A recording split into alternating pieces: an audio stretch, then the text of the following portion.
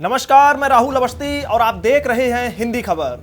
आज एक ऐसी खबर लेकर आया हूं जो शायद आपकी टेंशन को बढ़ा सकती है, क्योंकि दुनिया के कुछ देशों में जो हालात बने हुए हैं वो तृतीय विश्व युद्ध की तरफ इशारा कर रहे हैं। इस वक्त पूरी दुनिया की नज़र मिडिल ईस्ट पर टिकी है। वजह है इजराइल और ईरान के बीच तेजी से बढ़ता तनाव। अब बात सिर्फ कूटनीति या बातचीत की नहीं रही, बल्कि जंग की आहट साफ सुनाई देने लगी है, और वो भी इतनी तीखी कि अमेरिका तक ने अपने राजनयिकों को खाड़ी देशों से वापस बुलाना शुरू कर दिया है। न्यूयॉर्क टाइम्स की रिपोर्ट के मुताबिक इजराइल जल्द ही ईरान पर बड़ा सैन्य हमला कर सकता है। ये हमला किसी छोटी कार्रवाई की तरह नहीं होगा, बल्कि एक बड़े स्तर पर ऑपरेशन के तौर पर हो सकता है, जिसमें एयर स्ट्राइक से लेकर ड्रोन अटैक और मिसाइल सिस्टम तक का इस्तेमाल किया जा सकता है। चौंकाने वाली बात यह है कि इजराइल इस बार अमेरिका के समर्थन के बिना भी ये कदम उठा सकता है। अब तक अमेरिका इजराइल का हमेशा समर्थन करता था, लेकिन इस बार इजराइल किसी और ही मूड में है। इस खबर में आपको यह भी बताऊंगा कि क्यों इजराइल ईरान से युद्ध करने पर उतारू है।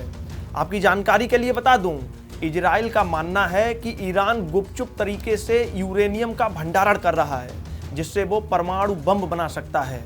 आपको बता दें, परमाणु बम बनाने में यूरेनियम का प्रयोग किया जाता है, और ये बात इजराइल के लिए लाल रेखा यानी रेड लाइन है।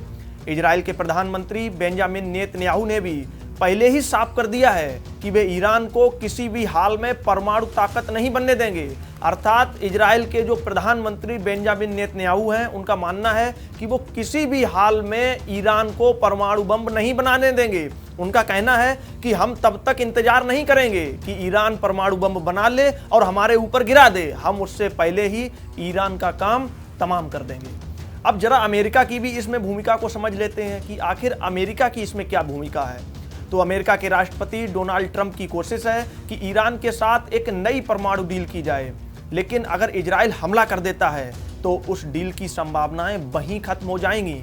यही वजह है कि डोनाल्ड ट्रंप नेतन्याहू को फोन करके समझाने की कोशिश कर रहे हैं, लेकिन नेतन्याहू को डोनाल्ड ट्रंप की फोन कॉल का कोई फर्क नहीं पड़ रहा है और वह टस से मस नहीं हो रहे हैं। इस तनाव के बीच अमेरिका ने जो कदम उठाए हैं वो दुनिया को चिंता में डाल रहे हैं।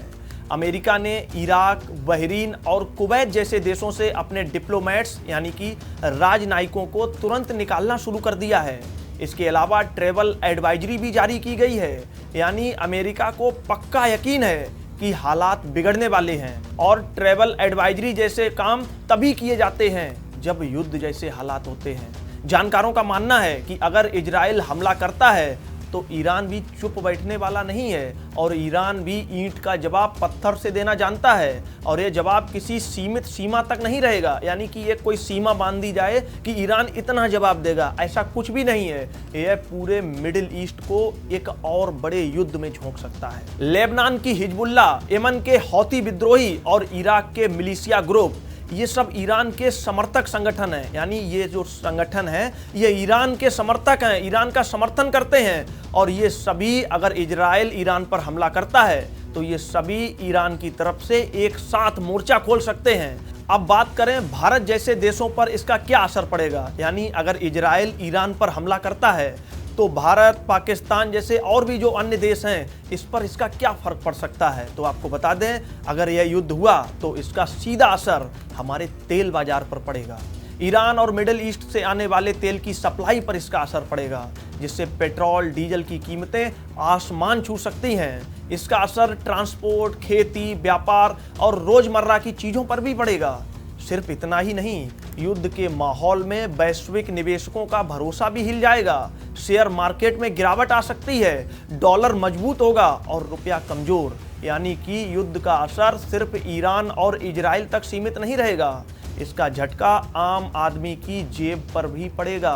अब सवाल ये है कि क्या ये जंग टाली जा सकती है? क्या कुछ ऐसा हो सकता है जिससे कि इजराइल और ईरान का युद्ध टल जाए और जो भी मुसीबतें आने वाली हैं उनसे मुक्ति मिल जाए? तो आपको बता दें कि डोनाल्ड ट्रंप प्रशासन बराबर ये कोशिश कर रहा है और बातचीत के जरिए रास्ता निकालने का प्रयास कर रहा है, लेकिन इजराइल अब पहले से कहीं ज़्यादा आक्रामक हो चुका है।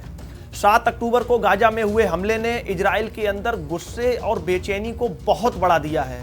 अब नेतन्याहू सरकार अपने दुश्मनों को किसी भी कीमत पर छोड़ना नहीं चाहती है, फिर चाहे वो गाजा हो, हिजबुल्लाह हो या फिर ईरान हो।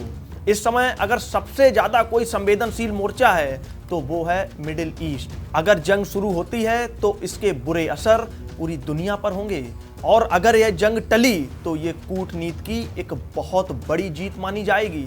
अब सवाल उठता है, क्या दुनिया एक और विश्व युद्ध की तरफ बढ़ रही है? क्या इजराइल वाकई अमेरिका को नजरअंदाज करके अकेले हमला कर सकता है? और क्या इस बार ईरान सिर्फ जवाब देगा या पूरे मिडिल ईस्ट को इस युद्ध में झोंक देगा? इन सवालों के जवाब आने वाले दिनों में ही हमें मिलेंगे। फिलहाल हम देख रहे हैं एक बड़ा भूचाल जो कभी भी फट सकता है। इस बुलेटिन में इतना ही, तब तक के लिए नमस्कार।